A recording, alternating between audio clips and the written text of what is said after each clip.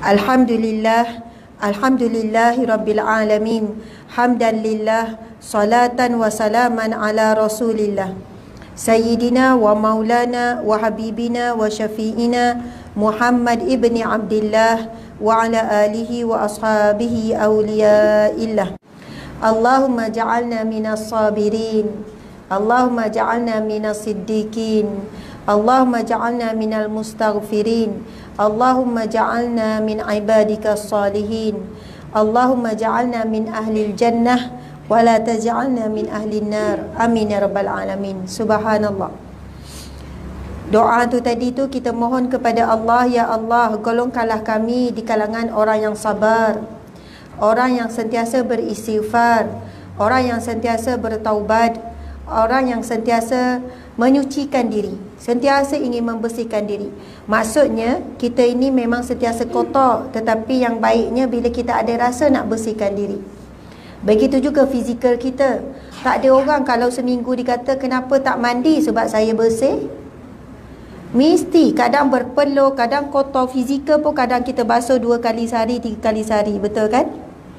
Jadi yang paling mudah kotor adalah hati. Sangat mudah kotor.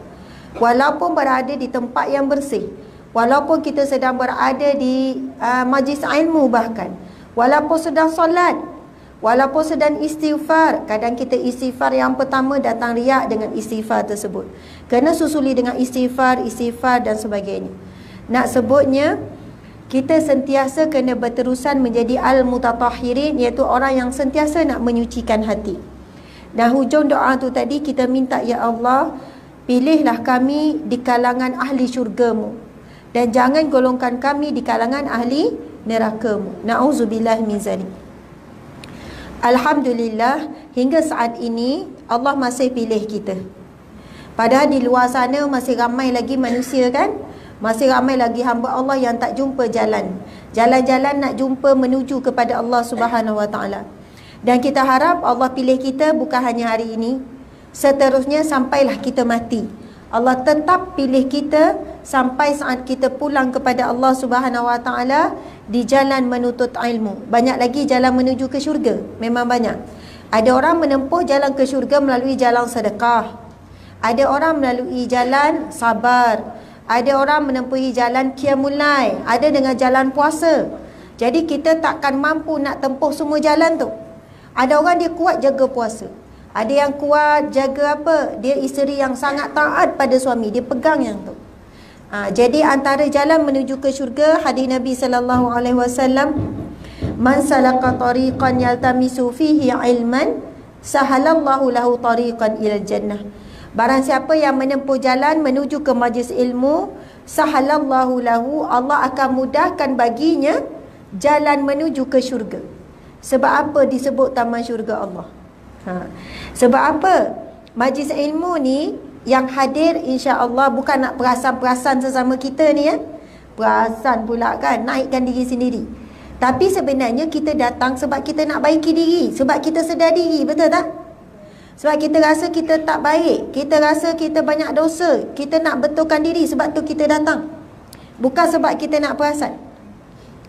Kalau orang tanya, mana nak cari orang yang berilmu? Di majlis ilmu lah.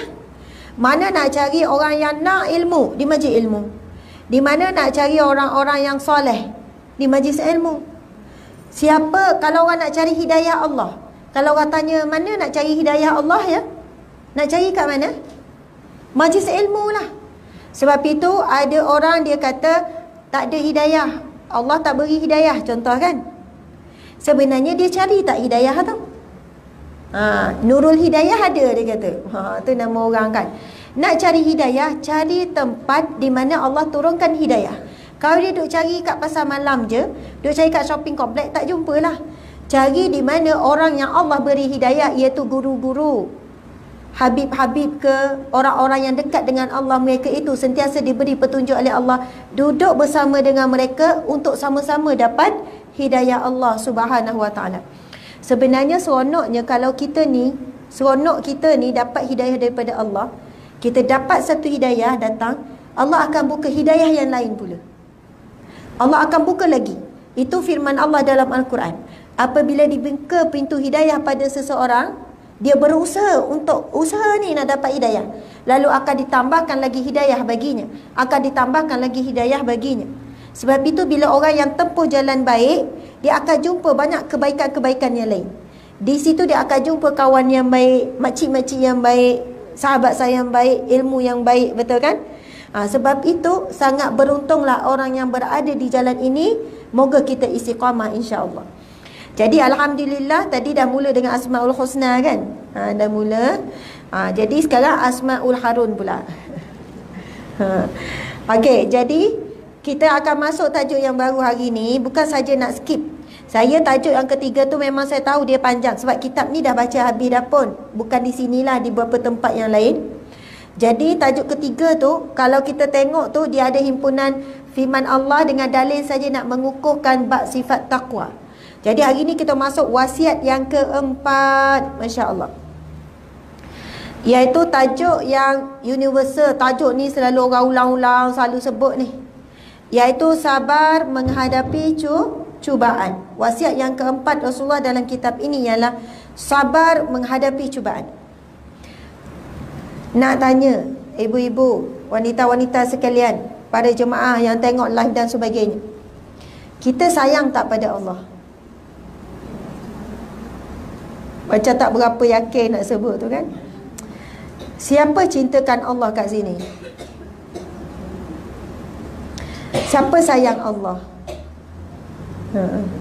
Nak jawab tu cabar pasir je kan. Saya sayang Allah.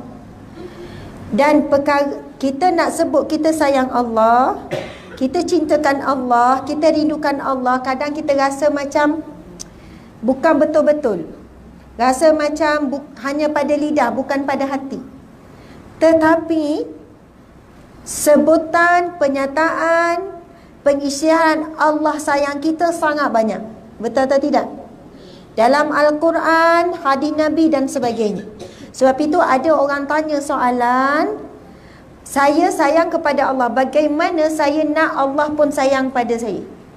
Sebenarnya kalau orang yang tertanya-tanya soalan ni, dia dah mulakan langkah yang pertama untuk dicintai oleh Allah Subhanahu Wa Taala. Sebab itu tanda Allah sayang kita daripada sejak lahir kan, sampai umur 30, 40, 50, ternyata elok lagi boleh duduk kat sini. Maksudnya Allah bagi lagi sehat tubuh badan, kaki, tangan semua sehat lagi. Makan minum cukup tak selama ni? Cukup. Tak ada sehat macam ni kan, comel-comel ni. Makan minum Allah bagi cukup. Pakaian cukup tak Allah bagi? Cukup. Kasih sayang cukup tak? Cukup. Ada yang Alhamdulillah. Alhamdulillah. Ada yang tiba-tiba nampak tak cukup kasih sayang. Jangan nampak begitu. Kasih sayang Allah bukan melalui suami saja. Kadang melalui kawan-kawan, kadang melalui adik-beradik, kadang melalui sahabat-sahabat. Kita je tak nampak kasih sayang Allah. Kadang kita tak sedar kasih sayang Allah tu dengan apa? Kita beli goreng pisang. Kita nampak kita yang beli goreng pisang tu, betul tak? Tapi goreng pisang tu daripada mana? Daripada pisang kan? Pisang tu daripada mana? Pokok pisang lah. Siapa yang buat pokok pisang? Allah. Allah buat semacam-macam jenis tumbuhan untuk siapa? Untuk manusia menikmatinya.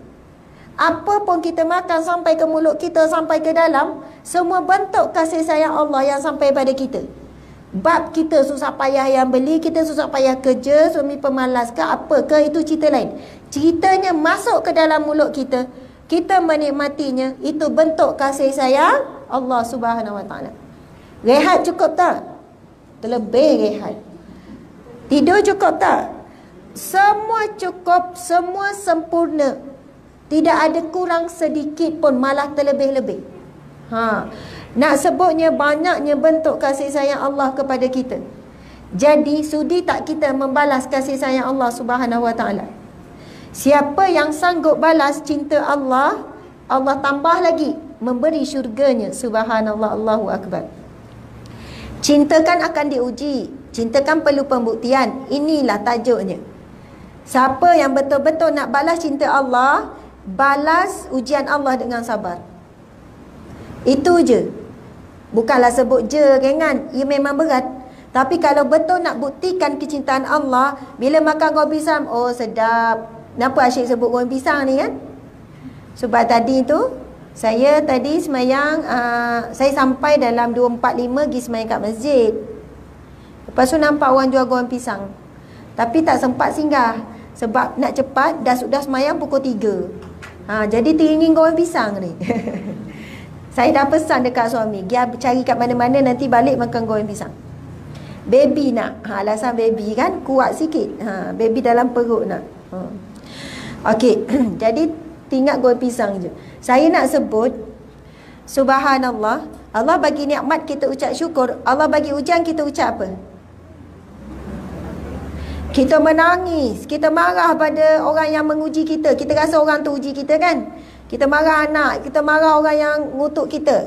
Kita tak sedar yang bagi ujian tu Allah. Allah perhati je. Bila diberi nikmat seronok, bila diberi ujian tak kenal aku. Padahal yang beri ujian dan juga nikmat Tuhan yang sama, bukan Tuhan yang berbeza. Tuhan yang sama yang beri nikmat, Tuhan yang sama bagi ujian, iaitu Allah Subhanahu Wa Taala. Kenapa kita memilih-milih untuk menerima sesuatu daripada Allah? Kita nak yang best-best je. Subhanallah. Rupanya kalau kita tengok jalan cinta Nabi Ibrahim alaihissalam, daripada muda Nabi Ibrahim diuji dengan ayah, sampai ayahnya tak masuk Islam, sampai bergaduh dengan ayahnya sekian-kian. Nabi Ibrahim minta supaya ayahnya diberi hidayah, Allah tetap tak bagi hidayah. Nabi Ibrahim redha. Sampai Allah kata, wahai Ibrahim, ayah kamu itu bukan saudaramu, tak ada pertalian lagi dah. Kan kisah Nabi Ibrahim, daripada muda diuji. Subhanallah, ayah yang dicintai tetap juga tak masuk Islam walaupun dia seorang Nabi. Kemudian dia pun berkahwin sampai tua, sampai umur 80 lebih, tak ada anak. Allah uji dengan tak ada anak, tak ada zuriat keturunan, tak ada siapa yang nak diasuh. Hidup dengan Siti Sarah. Betul kan? Siti Sarah. Dah umur 80 lebih, nikah dengan Siti Hajar. Dapat anak Nabi Ismail. Masya Allah. Kemudian bila dapat anak, baby lagi, Allah suruh buat apa? Tinggalkan anak isteri. Dah tinggalkan anak isteri, ujian tu lepas. Tak ada rasa apa-apa, taat pada perintah Allah. Maksudnya ketika ini bila Allah nampak Nabi Ibrahim mula jatuh sayang, jatuh cinta kepada anak dan isteri ini, Allah suruh tinggalkan. Sanggup tak buat? Nabi Ibrahim sanggup. Tak ada membantah. Tak ada biar betul ya Allah nak tinggal dekat tengah-tengah padang pasir. Tak ada. Demi bukti cinta kepadamu ya Allah, buat. Sampailah Siti Hajar tanya, Allah as'aluka haza ya Ibrahim, Allah ke yang suruh kamu buat ini wahai Ibrahim? Bala, bahkan benar. Kemudian Siti Hajar jawab apa? Innallaha la yudayyi'una, Allah tidak akan menyia-nyiakan kami, Allah akan jaga kami. Hebat ni kata-kata seorang isteri yang ditinggalkan. Bukan kalau kita kat rumah tu makanan penuh dalam peti ais, benda dalam keadaan selamat. Ini di tempat yang tidak ada apa-apa hidupan sedikit pun, bukan manusia. Pokok, satu pokok pun tak ada, sebab tak ada sumber air. Tapi lepas keluar air tu kan, tempat itu burung dulu datang. Nampak bila keluar je sumber air, binatang datang, burung datang. Bila nampak burung pergi, kabilah yang duduk jauh daripada tu nampak burung terbang, mereka pun mula minta izin dengan Siti Hajar. Wahai Siti Hajar, soalannya Siti Hajar jadi ketua tempat tu, pemilik tempat tu, kami minta izin untuk berpindah kabilah kami ni ke sini sebab sini ada sumber air. Mula-mula kabilah ni, pasal kabilah ni pula berkumpullah semua sampai jadi kota Mekah. Sampai membesar-besar jadi kota yang sangat hebat, tempat pusat perdagangan dunia ketika itu. Singgah mana-mana pedagang-pedagang mesti singgah ke Mekah.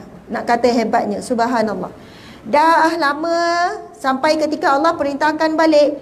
Masa tu umur Nabi Ibrahim dah besar sikit kan?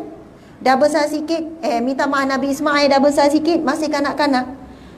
Allah melihat Nabi Ibrahim mula menunjukkan rasa cinta kepada Nabi Ismail. Allah perintahkan apa? Sembelih. Nabi Ibrahim dengan Nabi Ismail nekat untuk sembelih. Memang akhirnya tak jadi sembelih.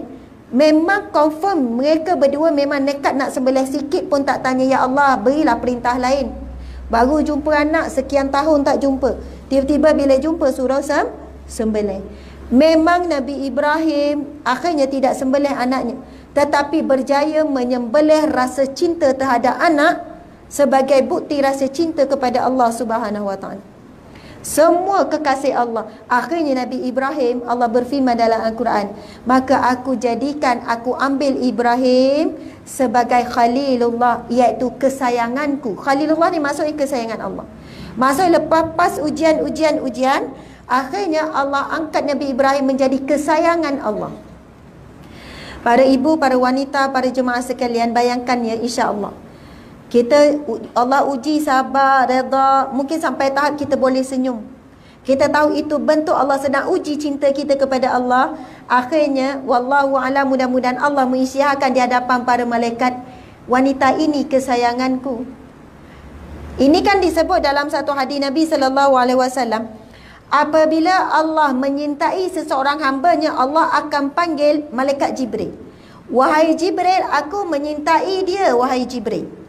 Lalu malaikat Jibril pun, patut Allah berfirman, maka kamu juga perlu menyintainya. Lalu malaikat Jibril akan berkata-kata di hadapan seluruh para malaikat, ketahuilah si fulan ini dicintai oleh Allah, maka kamu semua perlu mencintai si fulan ini. Subhanallah, istimewanya. Maksudnya untuk menjadi kecintaan Allah, kesayangan Allah, bukan hanya para Nabi saja. Siapa yang menempuh jalan ujian demi ujian, tetapi dengan syarat dia sabar dan redha, insya-Allah menjadi di kalangan orang yang dicintai oleh Allah Subhanahu Wa Taala, sehingga Allah bagi isytihar di hadapan para malaikat, hamba-Ku ini aku mencintainya. Subhanallah. Kalau ikutkan kita nak tak dapat isytihar tu? Naklah kan? Subhanallah. Apa pun pangkat di dunia ini, nak pangkat apa? Ustaz, ustazah, tok guru, habib, syekh, doktor, profesor, datuk, datin, tun, PM, semualah menteri apa pun kan. Jawatan itu akan terkubur sebaik mana kita dikuburkan. Akan terkubur sama jawatan tu. Tak ada siapa boleh bawa. Dah mati tu, walaupun dia jawatan tertinggi Perdana Menteri sekalipun, bila dah mati tak ada nilai orang akan hantar dekat kubur terus. Tak ada apa-apa dah, terkubur sama. Tetapi kedudukan ataupun jawatan, gelaran di sisi Allah kekal ketika hidup, mati sampailah di padang mahsyar. Subhanallah. Sebab itu kita memang nak kejar gelaran kedudukan di sisi Allah Subhanahu Wa Taala. Allahu Akbar. Wasiat yang keempat, sabar menghadapi cubaan. Kita baca sama-sama hadis ni ya. Bismillahirrahmanirrahim. An Ummil Ala. Semangat sikit ibu-ibu sekalian. Siapa yang nak dicintai oleh Allah, baca hadis Nabi, wahyu Allah ni kuat sikit. Makan tak ni? Tak makan lagi? Sudah. Ada orang dia datang kuliah ni, dia tak makan, dia nak simpan perut, nanti ada makanan. Kan? Kalau dah kenyang nanti mihun sedap ke apa, kebetulan hari ni tak ada makanan, sudah. Kan? Biasa ada tu. Tak ada pun tak apa, bukan sebab makanan kita datang kan. Okey, sebelum tu saya minum air sikit ya. Bismillahirrahmanirrahim.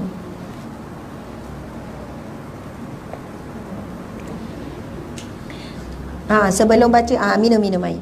Saya kan ada beberapa orang dah tegur saya. Ada di beberapa tempat kuliah, saya tak guna gelas. Saya guna direct ni. Faham ya? Kan ada, sebab orang tengok live kan. Lepas tu ada teguran. Kadang daripada muslimin tegur, Ustazah kurang adab, dia kata. Saya kata sebab apa? Ustazah minum ada gelas tapi Ustazah tak guna gelas. Ustazah direct ni kan. Memang nak kena minum air bila ceramah sebab sakit tekak kan.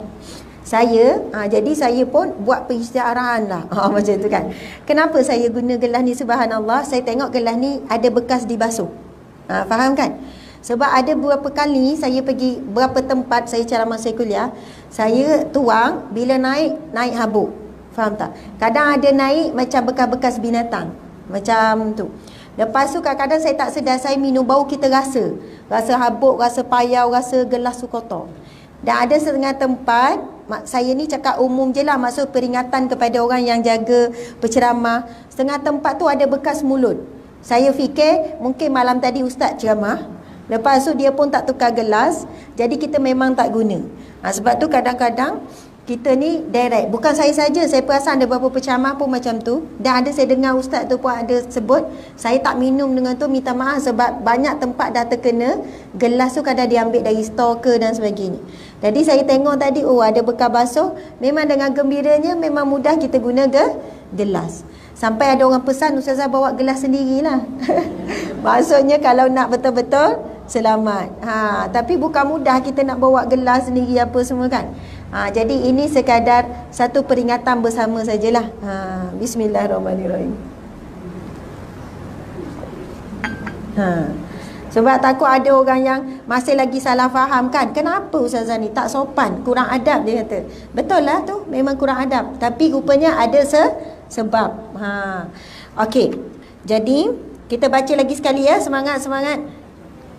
Bismillahirrahmanirrahim. An Ummil Ala qalat adani Rasulullah sallallahu alaihi wasallam wa ana maridah faqala abshiri ya Ummal Ala fa inna maradal muslimi yuzhibullahu bihi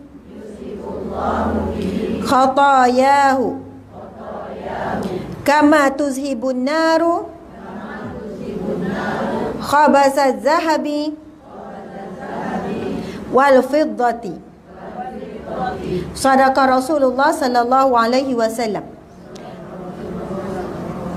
Daripada Ummul Ala, dia berkata, Rasulullah sallallahu alaihi wasallam menjengukku tatkala aku sedang sakit. Ummu Ala ni perempuan ke lelaki? Perempuan. Ummu ni ibu kepada Al-Ala. Maksudnya Rasulullah juga bila dengar ada di kalangan sahabat wanita sakit, Rasulullah pergi ziarah. Tapi kaedah ziarah, kalau lelaki ziarah perempuan kena jaga adab lah.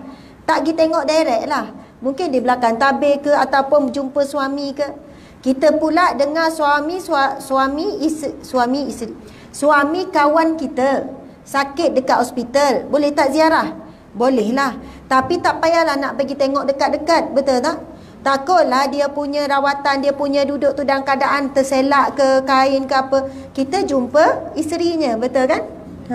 Saya sebut tu bukan apa. Ada yang tanya saya, bukan tanya, luah perasaan. Suami dia sakit kat hospital, jiran perempuan datang kan, kawan perempuan jiran datang, siap urut lagi.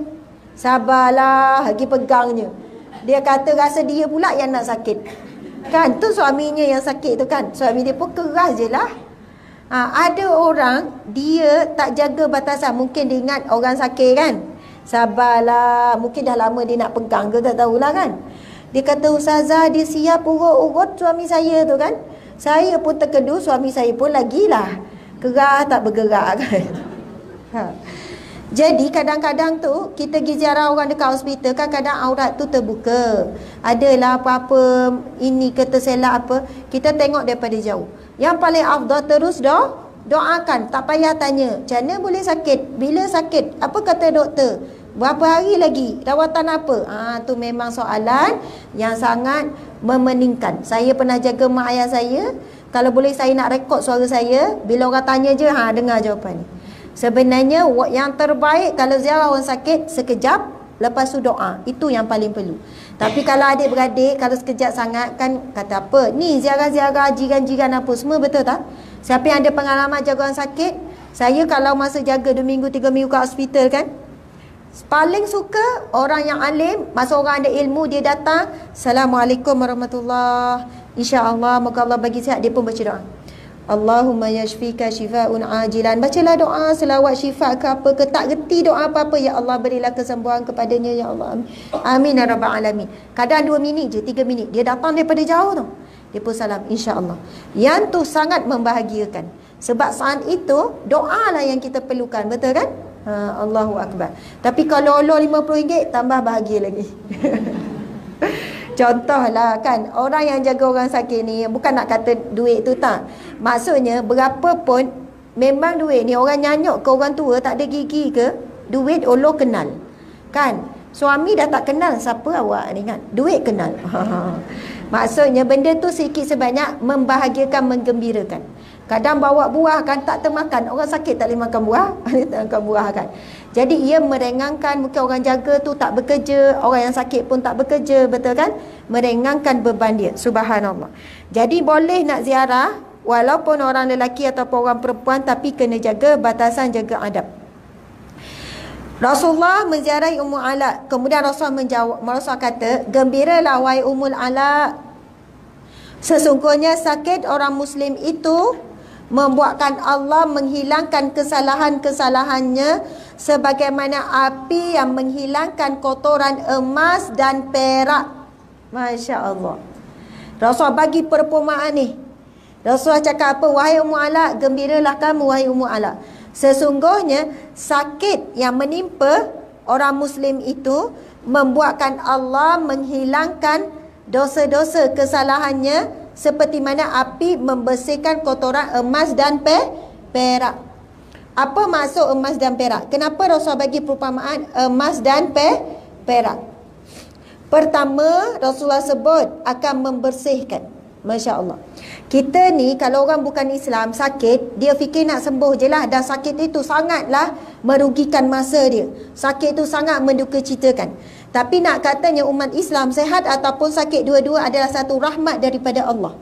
Dua-dua rahmat Allah. Masa sehat boleh buat kerja, masa sehat boleh pergi ke sana ke sini. Tapi masa sakit Allah bagi rehat. Tapi dah masa sama mungkin kurang ibadah. Masa sehat boleh solat duha. Masa sehat boleh baca Quran. Masa sehat boleh pergi kuliah. Masa sakit kan tak boleh nak buat semua tu. Tetapi rehat-rehat, tenang-tenang, jangan susah hati. Jangan bila orang datang ziarah, saya tak boleh nak pergi kuliah, saya tak boleh nak ngaji, saya tak boleh nak bergerak. Senang-senangkanlah hati. Sebab orang lain keluar pergi kuliah belum tentu cuci hati. Betul kan? Belum tentu sehat itu boleh membuatkan dia ringan ibadah. Ramai mana orang sehat belum tentu buat ibadah. Tapi kamu sudah tentu kamu sabar je, gugur dosa-dosa kamu. Ibarat apa Rasul kata, seperti emas dan perak dibersihkan dengan api. Kalau emas dan perak ni, kalau dapat yang pure, kita tengok emas, kita ni tak reti nak tengok emas. Kalau kita jumpalah ketulan hitam, kita mungkin buang je. Tapi orang yang kenal emas, dia tahu, dia gigit-gigit, dia buat apa. Sebab apa? Emas kalau yang betul-betul belum dibersihkan, dia macam, nak kata apa ya, kotor lah. Kotor tu, gunalah Supermam pun. Supermam tiba-tiba kan. Mana Kak Pak I tadi? Kak Pak I tu jual Supermam tu, yang sembuh-sembuh bersih tu kan. Saya pun order dengan dia dua. Buat elan sikit untuk Kak Pak Izzah. Kan Supermam tu kan, dia kan boleh bersih tayar lah, bersih kotoran tu lah, kotoran degil boleh dibersihkan. Tapi dia tak boleh membersihkan. Siap orang lain jual Supermam juga. Bukan Kak Pak Izzah seorang lah. Sebab apa letak nama Supermam bukan Super Dad kan? Sebab kerja bersih-bersih ni perempuan ke lelaki? Perempuan. Kerja-kerja buat kotor?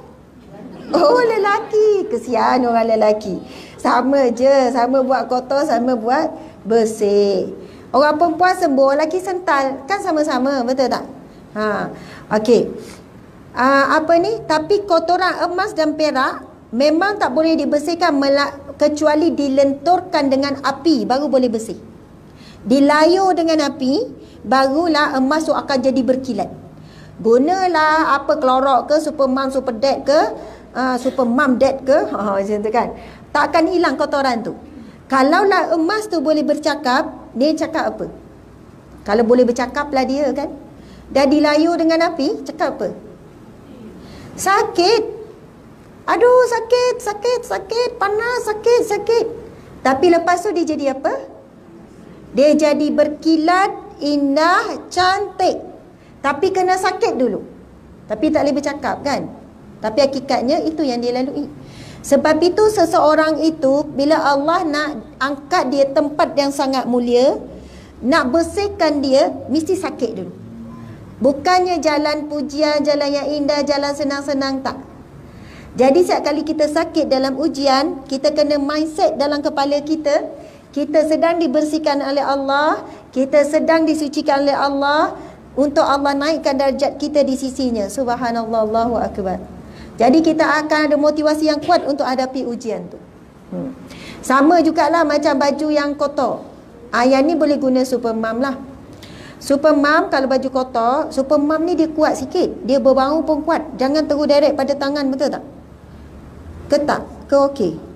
Saya rasalah dia kuat sikit lah. Spray-spray gitu kan. Kalau baju tu boleh bercakap kotoran degil. Guna klorok lagi. Super mom lagi. Guna siam pula jenama lain. Minta maaf lah ya, saya sebut super mom je. Semua jenama lah. Lepas tu rendang yang panas pula. Sental pula. Baju tu kalau boleh bercakap pun sama, betul tak? Aduh, sakit. Tapi akhirnya baju tu jadi bersih. Bersidak. Bersih, bersinar dan kita pakai dan dia akan rasa seronok sebab kita dah pakai dia. Masa kotor kita tak pakai. Mungkin masa kotor kita tak pandang. Sebab itu kita, kalau kotoran terlalu degil, cara basuh pun kena kuat. Hati kita bila terlalu kotor, ujian Allah pun mungkin berat. Tetapi hasilnya kita akan bersih insya-Allah. Subhanallah, Allahu Akbar. Emas ni kan, betapa besarnya nilai dia. Kalau jatuhlah gelang emas dalam tahi lembu, ambil tak? Ambil, apa tak ambilnya? Kalaulah tak ada kayu, tak ada apa semua pun, ambil dengan tangan tu kan? Gelang emas kita tiba-tiba jatuhlah dalam tahi lembu panas-panas lagi. Kan? Jatuh, sanggup ambil. Nak kata betapa tingginya nilai emas, walaupun jatuh dalam tahi sekalipun. Tapi kalau benda yang kotor, tahi lah contohnya kan. Ustazah sebut tahi kan. Habis tu najis. Kan lembut sikit. Najis kan kotor. Letak di tempat yang tinggi, dalam frame lagi, dia akan jadi mulia tak? Kalau kotor tetap kotor. Kalau mulia tetap mulia. Walaupun dia dicampakkan ke mana sekalipun. Insya-Allah kalau kita orang dimuliakan oleh Allah, orang hina macam mana pun, orang pelekeh macam mana pun, orang cakap apa pun, kita tetap umpama seperti emas ataupun mutiara, di mana pun kita akan dipandang oleh Allah Subhanahu Wa Taala. Allahu Akbar. Tapi kalau kita orang terhina di hadapan Allah, kita sangat hina dengan Allah, kita tak taat perintah Allah, subhanallah. Lalu orang muliakan kita. Orang letak kita tempat yang tinggi, orang letak pangkat yang tinggi, kedudukan yang tinggi, tetap tak dipandang oleh Allah Subhanahu Wa Taala. Jadi kita nak kejar apa? Kita nak kejar pandangan Allah Subhanahu Wa Taala. Jalannya apa? Ujian Allah, kita sabar. Barulah boleh jadi orang yang dicintai oleh Allah. Allahu Akbar. Sebenarnya saya ni kan bila cakap macam ni, bukan cakap pada orang. Sebab apa boleh cakap macam ni? Kadang orang tanya Ustazah cakap macam kena je pada hati saya. Sebab apa? Saya cakap apa yang kena dengan hati saya? Sebab saya tahu saya pun kotor, saya pun banyak dosa. Kita ni siapa? Ada banyak penyakit hati. Sebab tu boleh sebut macam tu. Sebab kita ni semua hati lebih kurang, betul kan? Jadi kita cakap benda apa yang kita rasa memang nak baiki diri. Memang kekurangan diri, memang itu adalah ditujukan untuk diri sendiri. Subhanallah. Kita tengok penerangan ni. Wahai saudari muslimahku. Tak ganti-ganti ambil gambar kan? Comel je. Okey. Okey, terbaik. Tak silap umur 5 tahun tu rasanya kan? Peminat. Okey. Sudah barang tentu engkau akan menghadapi cubaan di dalam kehidupan dunia ini. Boleh jadi cubaan itu menimpa langsung dirimu atau suamimu atau anakmu ataupun anggota keluarga yang lain. Tetapi justru di situlah akan nampak kadar imanmu. Allah menurunkan cubaan kepadamu agar dia dapat menguji imanmu. Apakah engkau akan sabar atau engkau akan marah-marah? Dan adakah engkau redha terhadap takdir Allah Subhanahu Wa Taala? Wasiat yang ada di hadapanmu ini disampaikan Rasulullah sallallahu alaihi wasallam tatkala menasihati Ummul Ala radhiyallahu anha. Bila sebut radhiyallahu anha maksudnya perempuan, radhiyallahu anhu lelaki. Hu tu dhamir kepada dia lelaki, ha tu dhamir kepada dia perempuan. Seraya menjelaskan kepadanya bahawa orang mukmin itu diuji oleh Tuhannya agar dia menghapus kesalahan dan dosa-dosanya. Tapi kita ni kalau ziarah orang sakit, janganlah pula guna ayat exactly sama macam ayat Nabi Muhammad sallallahu alaihi wasallam. Pergi ziarah orang sedang sakit, tenat, berbahagialah kamu. Kan? Gembirakanlah hatimu. Sebab ia berbeza dengan lafaz hadis Nabi dengan lafaz kita orang biasa. Betul kan? Bila Nabi sebut itu daripada wahyu daripada Allah. Nabi nak sampaikan khabar yang sangat gembira kepada orang yang sakit, tapi dengan syarat sabarlah. Subhanallah, Allahu Akbar. Kalau pengalaman saya jaga ayah dulu, jaga mak, sebab dua-dua kritikal. Ayah saya dah meninggal pada tahun lepas bulan Ramadan. Jadi cukup Ramadan kali ni, kalau 10 Ramadan nanti cukuplah 1 tahun kan. Pernah satu ketika masa jaga mak mak alhamdulillah kembali sihat sekarang ni. Masa tu pun ada ketika tenat juga. Saya teringat ada satu makcik tu, ada seorang hamba Allah, seorang makcik lebih kurang umur 50-60 macam tu lah. Ayah saya pun masa tu kanser kan, jadi ward kanser. Tapi makcik, jadi masa ni mak saya lah sebab ward perempuan kan. Saya duk dengar dia pagi, tengah hari, malam, sampai satu ward tu boleh macam menangis sebab makcik tu. Sebab apa? Dia punya tangisan tu. Dia punya tangisan, tapi mulut dia sebut Allah, sayu macam tu. Allah, sayu sangat. Lepas tu saya pun tanya nurse ke doktor kan, kenapa ya makcik tu tengah malam, boleh katakan 24 jam tu mungkin 2 jam je tak bunyi suara dia. Lepas tu doktor kata dia sebenarnya kanser tulang stage 4, yang mana setiap sendi dia tu semua sakit. Maksudnya doktor nak sentuh sakit, anak nak buat apa sakit, sakit yang doktor kata tak boleh buat apa-apa, nak kemo pun tak boleh dah, nak bagi ubat tahan sakit pun takkan mengurangkan.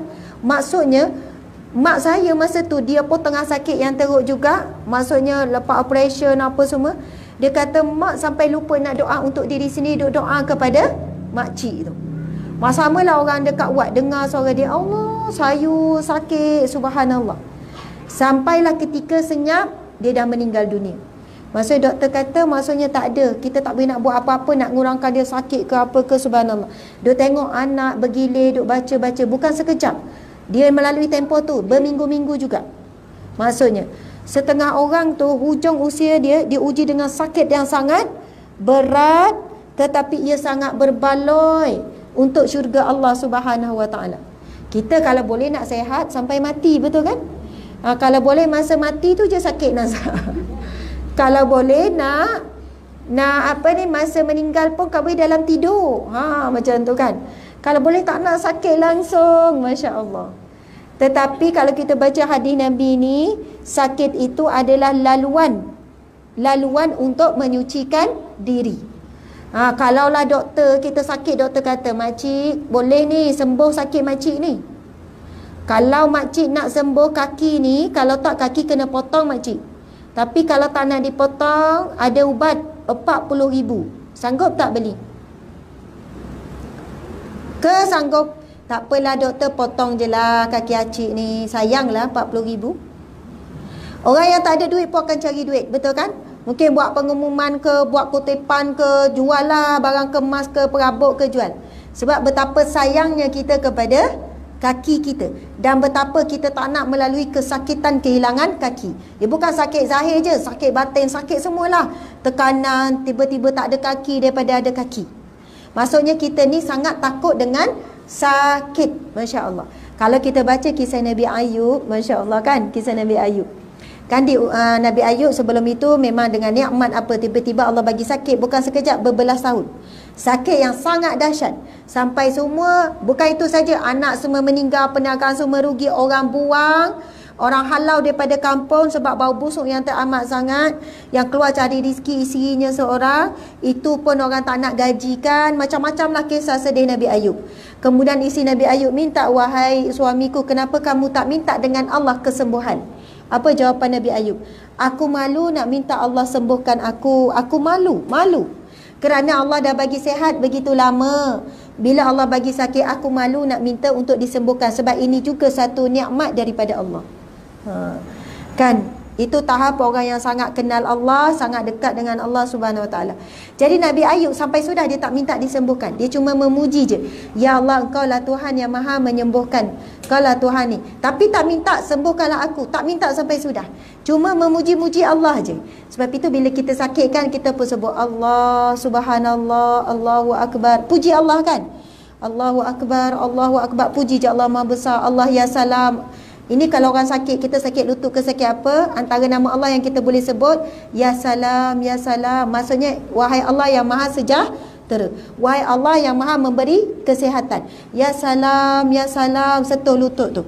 Bukannya duduk zikir, sakit lutut ni lutut sakit ni duk sebut, duk zikir sakit lutut. Tu tak baik-baik tu. Jadi kita ganti dengan Ya Salam, Ya Salam, Ya Allah, Ya Salam, Ya Allah yang maha menyembuhkan. InsyaAllah sehat tu nanti. Okey, kita tengok. Seraya menjelaskan kepadanya bahawa orang mukmin itu diuji oleh Tuhannya agar dia menghapus kesalahan dan dosanya. Selagi engkau memperhatikan kandungan kitab Allah, tentu engkau akan mendapati bahawa yang dapat mengambil manfaat dari ayat-ayat dan mengambil nasihat daripadanya adalah orang-orang yang sabar, sebagaimana firman Allah Subhanahu Wa Taala yang bermaksud, dan di antara tanda-tanda kekuasaannya ialah kapal-kapal yang berlayar di laut seperti gunung-gunung. Di laut seperti gunung ni, bila ombak tinggi kan macam gunung. Jikalau dia menghendaki, dia akan menenangkan angin, maka jadilah kapal-kapal itu terhenti di permukaan laut. Sesungguhnya pada yang demikian itu terdapat tanda-tanda kekuasaannya bagi setiap orang yang bersabar dan banyak bersyukur. Engkau juga akan mendapatkan bahawa Allah memuji orang-orang yang sabar dan menyanjung mereka dengan firman-Nya. A'udzubillahi minasyaitonirrajim. Was-sabirina fil ba'sa'i wad-dharra wa hinal ba's ulaika allazina sadaqu wa ulaika humul muttaqun. Sadaqallahul azim. Dan orang-orang yang sabar dalam kesempitan, penderitaan dan dalam peperangan, mereka itulah orang-orang yang benar imannya, dan mereka itulah orang-orang yang bertakwa. Engkau juga akan tahu bahawa orang yang sabar ialah orang yang dicintai oleh Allah, sebagaimana firman-Nya, Wallahu yuhibbus sabirin. Allah sangat sayang, sangat cinta kepada orang yang sabar. Subhanallah. Kita ni tajuk sabar kan? Kita pun baca dalil tentang sabar, betul tak? Kita ada rasa tak nak jadi orang yang sabar? Ada rasa tak nak jadi orang sabar? InsyaAllah. Bersedialah untuk diuji sebaik keluar daripada sini. Bila kita niat je, terlintas je ada orang yang sabar, kita akan terus diuji oleh Allah. Jangan takut pula, tak nak keluar lah. Tak adalah ujian kan, ikut kemampuan. La yukallifullahu nafsan illa wusaha. Aduh lah, bahaya pula ayat saya tadi. Bukan maksud saya, ujian Allah ni pelbagai lah. Keluar-keluar ada makanan. Kalau tak sabar dengan makanan, ambil banyak-banyak, lepas tu tak habis. Tak sabar dengan nikmat, rasa macam boleh habis. Semua kuih dia angkut belaka. Nampak pula kuih yang sedap, yang dia suka. Kuih apa? Tak tahulah kuih apa tu kan. Dan suka ni kuih ni. Dia ambil 3 sekaligus. Dia kalah dengan ujian makanan. Dia tak sabar. Padahal dia ambil hak orang lain tu. Ada orang tak dapat kuih tu sebab kita ambil 3. Berdosa tak? Dosa. Mungkin jatuh dosa kecil, dan mungkin jatuh dosa besar. Wallahualam. Tapi benda ni disebut oleh seorang sahabat masa tu. Berapa orang sahabat duduk depan kurma, ada 4 biji, 3 orang makan, tinggal 1 biji. Bila ada seorang nak ambil yang lebihan tu, sahabat salah seorang pun tegur. Rasul pernah menegur, dia kata, apabila kamu nak ambil, maksudnya lebihan tu perlu minta izin. Masalah hari ni bukan lebihan minta izin. Masa dia beratur pertama tu ataupun kedua ketiga, dah ambil siap-siap. Orang hujung dah habis dah kuih tadi tu. Faham tak? Ini masalah kadang pergi kenduri. Kita sukalah pula. Kenduri sekarang ni kan ada stall-stall tu kan. Kalau anak-anak saya, termasuklah saya, suka sangat kalau ada orang buat apa tu, apam balik yang crispy tu, yang nipis. Yang tebal tak sedap, yang nipis tu kan. Duk angkut yang tu lah budak-budak. Tak makan nasi pun tak apa. Tapi kita kena halang. Jangan. Sebab tuan rumah buat untuk semua orang kan. Ini kalau 4-5 biji seorang takut ambil hak orang lain. Maksudnya sabar ni bukan ujian Allah saja. Nikmat Allah lagi susah orang nak sabar. Keluar je kan, contoh slipper hilang. Contoh, jangan keluar tengok slipper masing-masing pula kan. Nak sebutnya kita akan diuji bila kita niat nak buat sesuatu kebaikan, mengikut kadar kemampuan kita lah. Jadi ada orang yang tak sabar, dah habis masa ni ustazah, kan tengok jam. Tu pun satu kan. Dia uji. Jadi macam-macam lah bentuk ujian Allah. Ataupun balik rumah nanti, rumah bersepah. Nak sabar ke nak? Bukan ujian sakit berat ni. Tiba-tiba je nampak macam-macam lah kan. Yang tinggal tadi elok, balik bersepah.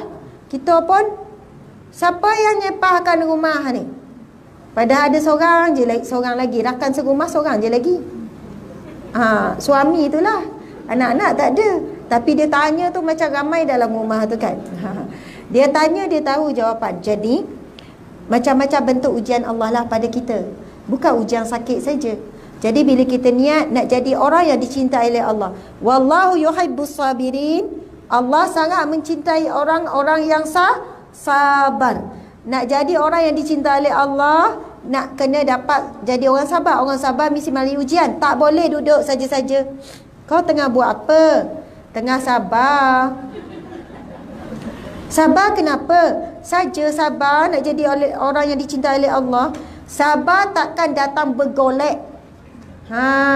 Tak ada saja-saja. Saya hari ni banyak sabar. Saya sabar daripada pagi sampai malam. Alhamdulillah. Ada apa berlaku ke? Tak ada apa. Sabar saja-saja. Dia mesti. Sebab itu tak habis-habis perangai roommate kita tu. Roommate akan sebilik tu tak habis-habis perangai dia. Pagi kan macam ni, tengah hari kan macam ni. Awak ni daripada kahwin sampai sekarang, tak boleh ke tak menyakitkan hati saya? Yang sebenarnya yang sedang menyakitkan hati kita adalah Allah. Ujian melalui suami. Bukan Allah sengaja nak sakitkan hati kita. Allah nak sampai peringkat keluar kat mulut kita, tak kisahlah awak buat apa pun, InsyaAllah saya nak jadi orang yang sabar. Jadi bukan maksud kita tak boleh tegur dia, kita tegur dia, tapi tegur dan keadaan berhikmah. Kalau tak berubah juga, sabarlah sampai mati, insyaAllah. Engkau juga akan mendapati bahawa Allah memberi balasan kepada orang yang sabar dengan balasan yang lebih baik daripada amalnya, dan melipat gandakannya tanpa terhitung. Firman-Nya, Allah berfirman, A'udzubillahi minasyaitanirrajim. Walanajziyannal ladzina sabaru ajrahum bi ahsani ma kanu ya'malun. Dan sesungguhnya kami akan memberi balasan kepada orang yang sabar dengan pahala yang lebih baik daripada yang telah mereka kerjakan. Maksudnya pahala sabar ni adalah pahala yang lebih tinggi daripada kedudukan amal-amal soleh yang lain. Amal soleh yang kita kerjakan, solat ke, puasa ke apa. Sebenarnya kita solat, kita puasa, kita zakat, kita sedekah, kita qiyamul lail, kita zikir. Nak bentuk apa? Semua tu nak bentuk sabar, ataupun nak bentuk akhlak yang mulia. Sebab itu akidah adalah akar suatu pokok. Ibadah adalah dahannya. Kemudian kalau akar tu kuat, akidah dia benar, kemudian pokok tu ibadahnya betul, akan tumbuh ranting, hasil dia apa? Buah yang ranum, buah yang baik. Tapi kalaulah keluar buah yang busuk, buah yang berulat, menunjukkan mungkin ibadahnya rosak ataupun akidahnya rosak. Subhanallah. Maksudnya hasil kita belajar ilmu, kemudian kita solat, kita belajar bab solat, kita solat, kita puasa, kita zakat, nak bentuk apa? Akhlak. Ini tujuan Rasulullah sallallahu alaihi wasallam diutuskan. Sabda Nabi sallallahu alaihi wasallam, "Innama bu'istu liutammima makarimal akhlak." Aku ini diutuskan untuk menyempurnakan akhlak. Ini misi besar, misi utama Rasulullah. Jadi kita kena bantu Rasulullah untuk melunaskan misi besar Rasulullah ni, iaitu untuk menyempurnakan akhlak. Akhlak yang sempurna datang daripada ibadah yang sempurna, akidah yang benar. Tapi kalau akhlak keluar yang buruk, menunjukkan ibadah kita ada masalah. Sebab itu firman Allah Subhanahu wa taala, "As-salata tanha 'anil fahsya'i wal munkar." Solat itu akan mencegah daripada perbuatan keji dan mungkar. Tapi kalau solat tapi masih akhlak buruk, ada masalah dengan solat dia. Subhanallah, Allahu akbar. Sebab itu, kalaulah orang tu belajarlah mana-mana pun, ilmu tinggi mana pun, tapi tak ada akhlak, ia bukan di kalangan orang yang dicintai oleh Allah Subhanahu Wa Taala. Beberapa hadis Nabi tentang akhlak. Yang pertama, Nabi bersabda, kedudukan orang yang berakhlak mulia boleh menyamai kedudukan orang yang qiyamul lail dan orang yang berperang di jalan Allah di panas terik matahari. Hadis yang sahih dalam bab kitab akhlak Rasulullah sallallahu alaihi wasallam. Maksudnya mungkin di kalangan kita tak mampu nak jadi ahli qiyamul lail. Orang ahli qiyamul lail ni bukan macam kita. Insya-Allah kita adalah sipi-sipi sikit. Maksudnya orang yang menghidupkan sebahagian malam. Kita penghujung malam. Bangun pukul 5, sejam sebelum subuh ataupun setengah jam ataupun 15 minit sebelum subuh. Baru kuat nak bangun. Dengan ayat, yang penting semayang, yang penting tahajud. Tapi yang dipanggil ahli qiyamul lail ni, qiyam ni, ahli qiyam ni, dia menghidupkan sebahagian malam. Kalau malam tu 8 jam, 4 jam dia hidupkan. Maksudnya orang yang ahli yang menghidupkan malam ni. Kalau hujung-hujung, tak ada tu, bukan hidupkan malam sangat dah tu. Faham tak ni? Kan ada 1/3 malam, 2/3 malam, 3/3 malam. Susah nak dapat ahli yang menghidupkan malam ni. Tetapi dengan memiliki akhlak yang mulia, akhlak yang baik, dan antara pangkal kepala akhlak yang mulia adalah sifat sabar. Dan antara kepala akhlak yang buruk adalah marah. Sabar lawannya marah. Sebab itu Nabi bila ditanya oleh sahabat, "Ya Rasulullah, berikan aku wasiat, la taghdab." "Ya Rasul, beri aku wasiat, la taghdab." Dia datang daripada jauh ni, dia mengharapkan pesanan hebat-hebat lah. Kan, kalau ada orang jumpa guru, syekh mana-mana yang datang dari jauh, kita pun perjalanan dalam 4 jam contoh. "Tok Guru, bagilah saya apa-apa amalan." "La taghdab," jangan marah. Lagi Tok Guru, "La taghdab." Bukan kita kata takkan tu je kot. Rupanya dengan kita tidak marah, ia telah menjadikan kita mukmin yang dicintai oleh Allah sebab kita jadi orang yang sabar. Orang yang sabar dicintai oleh Allah Subhanahu Wa Taala. Sabar lawannya marahlah. Walaupun marah dekat cucu, betul kan? Walaupun marah dengan ni, hakikatnya kita sedang marah kepada Allah Subhanahu Wa Taala. Allahu Akbar. Itu kan hadis Nabi. Nabi bersabda, sesungguhnya apabila seseorang itu diuji, Allah akan utus bersama ujian tersebut seorang malaikat yang akan menyampaikan kepada Allah bagaimana tindak balas hamba tersebut. Allah berfirman, Allah kata, sekiranya hamba-Ku redha, dia tak marah, dia mendapat redha-Ku. Tetapi sekiranya hamba-Ku marah, dia juga mendapat kemarahan-Ku. Memang kita kata bukan marah pada Allah, marah pada cucu tu, marah pada anak, marah pada jiran. Hakikatnya kita sedang marah kepada ujian Allah. Siapa yang bagi ujian? Allah. Allahu Akbar. Ini ilmu tasawuf dalam sikit kalau kita nak faham hakikat ujian dan hakikat sabar. Subhanallah. Allahu Akbar.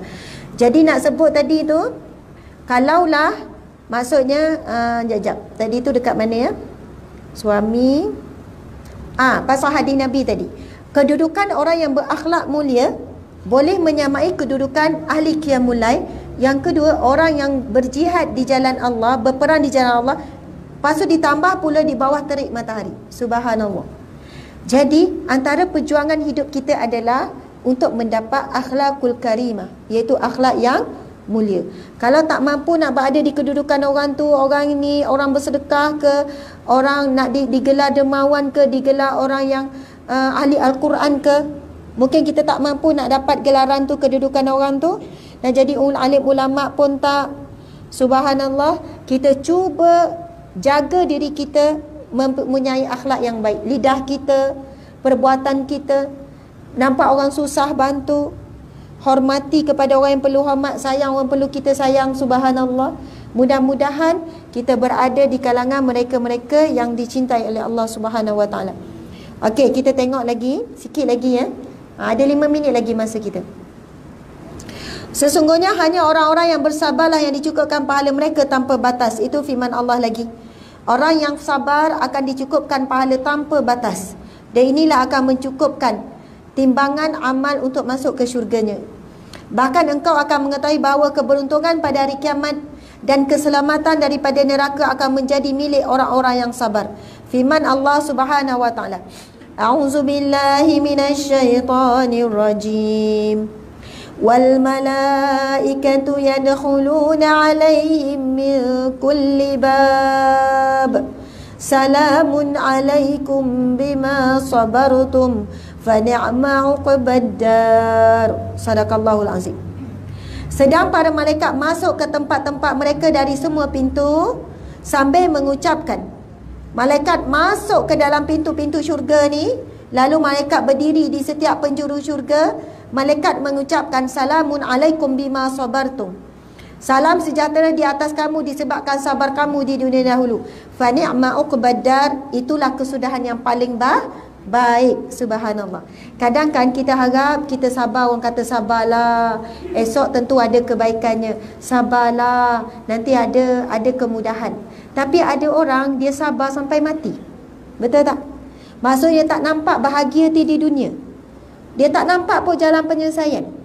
Saya dah nak mati dah ni, anak tak berubah lagi. Bilanya nak nampak hasil sabar tu? Rupanya sebaik-baik pengakhiran adalah di mana? Di syurga Allah. Sebab kita bimbang juga ya. Kadang kita sabar-sabar kemudian dapat hasil. Bila dapat hasil kita lupa kepada Allah. Sebab apa Allah sebut dalam Al-Quran? Ketika mereka ditimpa kesusahan, mereka menyeru namaku siang dan malam, dalam keadaan berdiri, dalam keadaan baring, menyeru-nyeru nama Allah. Kemudian aku angkat kesusahannya, lalu dia kufur kepadaku. Sebab itu kadang-kadang ada orang Allah pilih, dia diuji dengan sabar tu sepanjang hayat. Sampai dia meninggal dunia. Akhirnya kita dengar dia mati kena dera. Isteri ramai mana juga yang mati terseksa kena dera. Kita kata ya Allah kesiannya, 20 tahun kena dera, akhirnya meninggal kena dera. Budak-budak kan kena dera sampai mati. Maksudnya akhir kehidupan dia dalam keadaan sangat duka cita.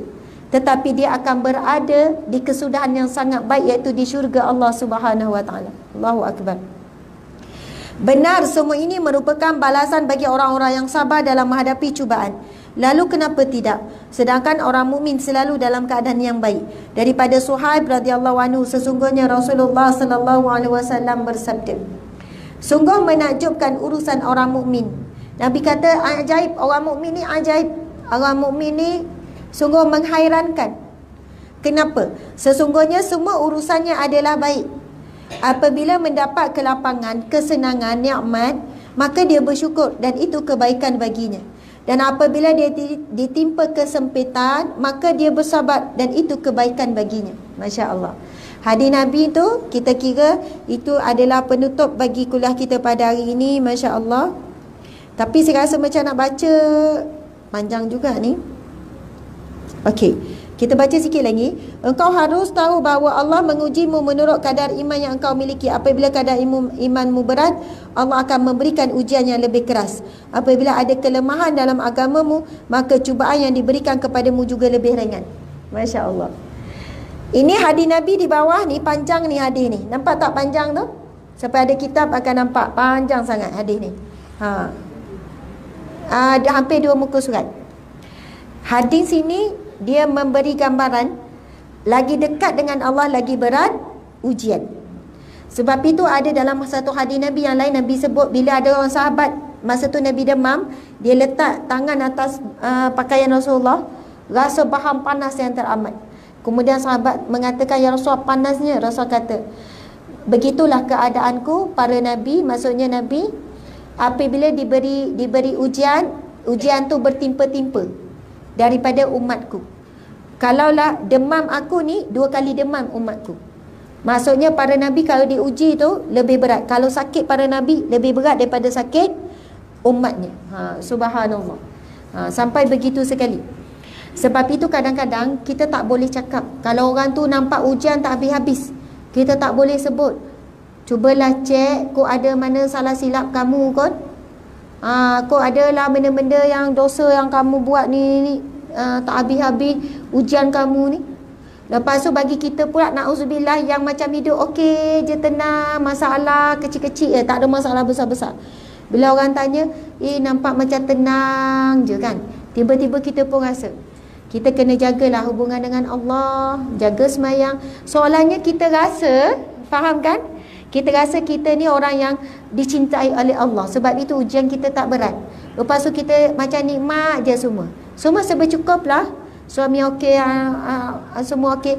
Sebenarnya kita kena rasa terselit, rasa bimbang. Mungkin ada masalah dengan keimanan kita. Kalau baca hadis di bawah ni, aku pernah bertanya, wahai Rasulullah, siapakah orang yang paling keras cubaannya? Nabi jawab, para Nabi, kemudian orang pilihan dan pilihan lagi. Orang yang paling berat ujian, sahabat tanya. Nabi jawab macam ni, maka seseorang akan diuji menurut agamanya, menurut kadar imannya. Apabila agama dan imannya kuat, maka cubaannya juga berat. Dan apabila agamanya ada kelemahan, ada silap, ada kurang, maka dia akan diuji menurut agamanya. Tidaklah cubaan menyusahkan seorang hamba sehingga ia meninggalkannya berjalan di atas muka bumi dan tidak ada satu kesalahan pun pada dirinya. Subhanallah. Itulah pandangan daripada Rasulullah, dan ini juga adalah pandangan daripada Allah Subhanahu Wa Taala. Bila kita jumpa orang yang tak habis-habis, lepas sakit, jangan kaitkan dengan masa silam dia. Dulu masa muda dia dulu banyak buat maksiat tu. Sekarang tak berhenti susah hidup dia. Mulut kita kan, na'udzubillahi min zalik. Lepas tu kita nampak orang yang soleh dan sebagainya, belum tentu kedudukannya dipandang soleh pada Allah Subhanahu Wa Taala. Tapi mudah-mudahan maksudnya di sini kita pandang orang sama saja. Jangan ukur kesusahan orang, musibah orang, ujian orang mengikut kefahaman kita, mengikut pandangan kita. Sebab Allah pandang, Nabi Muhammad pandang, malaikat pandang dengan cara yang berbeza. Subhanallah, Allahu Akbar. Alhamdulillah. Mudah-mudahan apa yang kita kongsikan pada hari ini kita dapat manfaat bersama. InsyaAllah kita di kalangan Allahumma ja'alna minas sabirin. Ya Allah, golongkanlah kami di kalangan orang-orang yang sabar. Allahumma ja'alna minas siddiqin. Ya Allah, golongkanlah kami di kalangan orang-orang yang benar. Allahumma ja'alna minal muqarrabin. Ya Allah, golongkanlah kami di kalangan orang yang dekat denganmu, ya Allah. Allahumma ja'alna minal mustaghfirin, minat tawabin, wa minal mutatahhirin. Ya Allah, golongkanlah kami di kalangan hamba-Mu yang sentiasa bertaubat, yang sentiasa beristighfar, yang sentiasa menyucikan diri, ya Allah. Allahumma ja'alna min ahlil jannah wa la taj'alna min ahlin nar. Ya Allah, golongkanlah kami, suami kami, ibu bapa kami, adik-beradik kami, anak-anak zuriat keturunan kami, sahabat-sahabat kami, ya Allah, seluruh mukminin dan mukminat, muslimin dan muslimat di kalangan ahli syurga-Mu, ya Allah, dan janganlah golongkan kami di kalangan ahli neraka-Mu, ya Allah. Wa sallallahu ala sayyidina Muhammad wa ala alihi wa sahbihi wa sallam, walhamdulillahi rabbil alamin. Amin ya rabbal alamin. Taqabbalallahu minkum minna wa minkum taqabbal ya karim. Alhamdulillah, subhanallah.